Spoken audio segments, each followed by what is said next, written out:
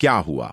जब प्रयागराज महाकुंभ के दौरान एक साधु को गंगा स्नान करने से रोका गया, उसके बाद प्रयागराज के उस गंगा घाट पर जो चमत्कार हुआ, उसे देखकर आपके पैरों तले जमीन खिसक जाएगी। साल 2025 के जनवरी माह में प्रयागराज में सदी का सबसे बड़ा महाकुंभ लगने वाला है। यह महाकुंभ हर 12 साल में एक बार लगता है, यानी इस महाकुंभ का बहुत अधिक महत्व रहने वाला है। गंगा में स्नान करने का महत्व रहता है। इसी वजह से देश और दुनिया से कई लोग प्रयागराज के इस महाकुंभ में पहुंचने वाले हैं। लेकिन अभी हाल ही में जो घटना सबके सामने निकल कर आ रही है, उसने सभी के होश उड़ा दिए। जहां पर एक साधु महाराज को गंगा नदी में स्नान करने से रोका गया। कोई भी महाकुंभ साधुओं के बिना अधूरा है, क्योंकि यह साधु संतों के आगमन और स्नान से ही संपूर्ण माना जाता है। देश भर से साधु महाकुंभ शुरू होने के कई दिनों पहले ही प्रयागराज पहुंच जाते हैं। इस घटना की शुरुआत होती है मध्य प्रदेश के महेश्वर में रहने वाले राधानंद जी महाराज से। राधानंद जी महाराज रोजाना सुबह 4 बजे उठकर ठंडे पानी से स्नान किया करते थे और भिक्षा प्राप्त करने के लिए निकल जाते थे। उन्होंने अपने जीवन काल में सांसारिक सुख का त्याग करके कई तपस्याएं की और कई सिद्धियां हासिल की। वे महेश्वर के घाट पर ही निवास करते थे।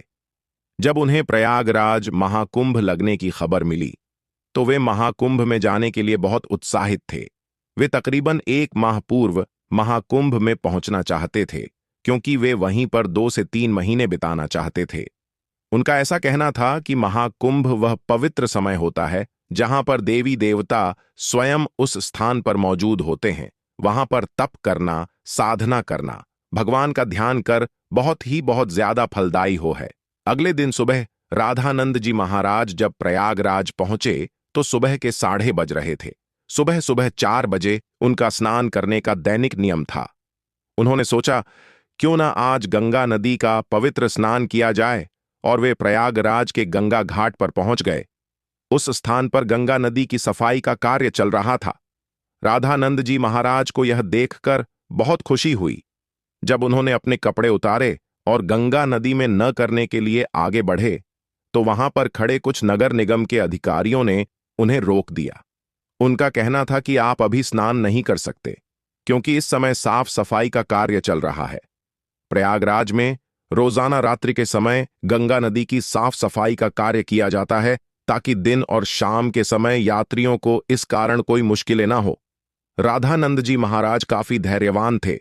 उन्होंने सफाई अधिकारियों को समझाया कि बात बहुत अच्छी है, लेकिन नित्य मेरा 4 बजे नहाने का नियम है, और आज अगर मैं प्रयागराज पहुंचा हूं तो मैं गंगा नदी में ही स्नान करूंगा, और मेरे एक अकेले के नहाने से ना तो तुम्हारी व्यवस्था बिगड़ेगी और ना ही मुझे कोई समस्या होगी।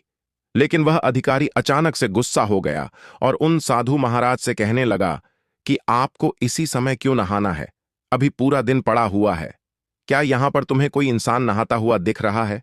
क्या तुम्हारे अंदर इतनी शक्ति है कि तुम सुबह 4 बजे इतने ठंडे पानी से स्नान कर लोगे? व्यर्थ की बातें बनाना छोड़ दो और यहां से चले जाओ अभी तक तो। राधानंद जी महाराज बहुत विनम्र थे, काफी धैर्यवान थे, लेकिन उस अधिकारी के अपशब्दों को सुनकर के अचानक उन्हें बहुत बुरा लगा।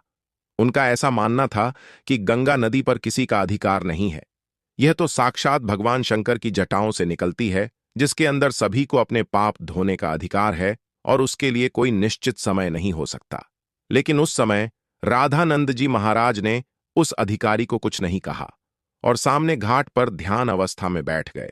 सबको लग रहा था कि वे साधु महाराज मान गए हैं और पीछे हट गए हैं।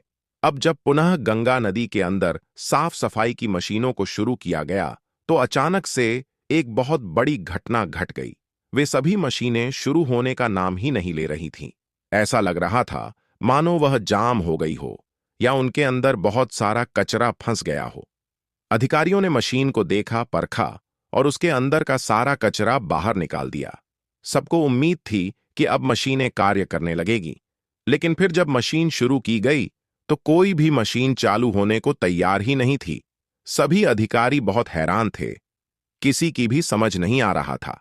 लेकिन जब मशीन चालू नहीं हुई तो कई मैकेनिकल इंजीनियरों की टीम को मशीन देखने के लिए बुलाया गया। उन सभी मैकेनिकों ने मशीनों को अच्छी तरह से झांसा परखा और यही पाया कि मशीन तो एकदम सही है, लेकिन इसके चालू ना होने का कारण किसी को समझ नहीं आ रहा था।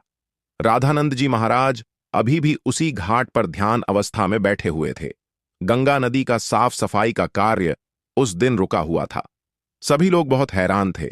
उस समय जो मैकेनिकल इंजीनियर वहां पर मशीन सही करने आया था, उसने जब राधानंद जी महाराज को देखा तो उसकी आंखें खुली की खुली रह गईं। वह राधानंद जी महाराज के चरणों में गिर गया और बाबा उसे आशीर्वाद देने लगे। फिर वह सभी अधिकारियों को बताने लगा कि यह महेश्वर के सिद्ध महाराज है। बचपन के समय पर एक बार जब मुझे सांप ने डस लिया था तो इन्होंने ही अपने चमत्कार से मेरी जान बचाई थी। तब उस अधिकारी को अपनी गलती का एहसास हुआ। वह समझ चुका था, अगर यह अपने दैनिक नियम के अनुसार 4 बजे गंगा स्नान करना चाहते थे तो मुझे इन्हें रोकने का अधिकार नहीं था। मैंने जो इनका अपमान किया, इन्हें भला बुरा कहा और गंगा नदी में स्नान करने से रोक दिया, उसी का परिणाम मशीनों की खराबी के रूप में हम भुगत रहे हैं। अब यही हमारी समस्या का समाधान कर सकते हैं। हमें इनसे माफी मांगनी पड़ेगी। सभी अधिकारी मिलकर राधानंद जी महाराज के पास गए, उनके चरणों में बैठ गए और हाथ जोड़कर कहा कि हमें इस बात का अंदाजा नहीं था कि आप एक दिव्य संत हैं। हमसे बहुत बड़ी भूल हो गई है।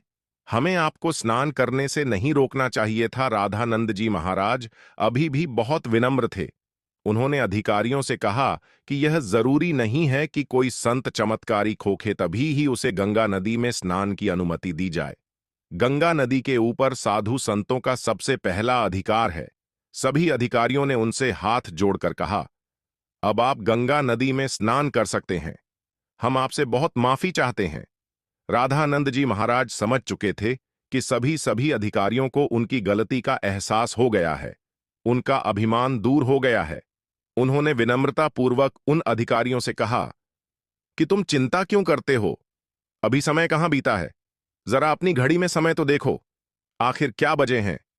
जब सभी अधिकारियों ने अपनी घड़ी में समय देखा तो उनके रोंगटे खड़े हो गए, क्योंकि उस समय सुबह के 4 बज रहे थे। किसी भी अधिकारी को यह समझ नहीं आ रहा था, आखिर इतना इन्हा बड़ा चमत्कार कैसे हुआ? आखिर राधानंद जी महाराज ने अपने चमत्कार से समय को कैसे पलट दिया? इतना बड़ा चमत्कार देखकर सभी अधिकारी उनके चरणों में गिर गए और बाबा की जयकार लगाने लगे। इस चमत्कारी घटना के बाद सब लोग उन्हें मान गए और उनके दास बन गए, जिसके बाद वे सुबह 4 बजे अपने नित्य कर्म के अनुसार वे गंगा नदी में स्नान करने पहुंचे और इधर मशीनों को फिर से काम करना शुरू कर दिया। सारी मन एक साथ चालू हो चुकी थी, जिससे यह प्रमाणित हो गया कि यह मशीनें केवल रामानंद जी महाराज के इशारे का इंतजार कर रही थीं। जैसे ही उन्होंने अधिकारियों का अभिमान चूर किया और गंगा नदी में स्नान किया, वैसे ही फिर से मशीनें चल पड़ी। यह बहुत बड़ा चमत्कार था जो हाल ही में प्रयागराज के महाकुंभ में हुआ है। वास्तव में दोस्तों, यह भूमि साधु संतों की भूमि है। यहाँ पर साधु संतों का ना तो अपमान किया जा सकता है और ना ही उन्हें छो समझा जाता है। इस देश का हर संत इस देश के लिए कुछ ना कुछ करता है और भक्तों को अध्यात्म के मार्ग से जोड़ता है। हमें कभी भी उनका अपमान नहीं करना चाहिए और ना ही उन्हें छोटा समझना चाहिए। इस पूरी घटना को लेकर आपके क्या विचार है? हमें नीचे कमेंट बॉक्स में जरूर बताइएगा।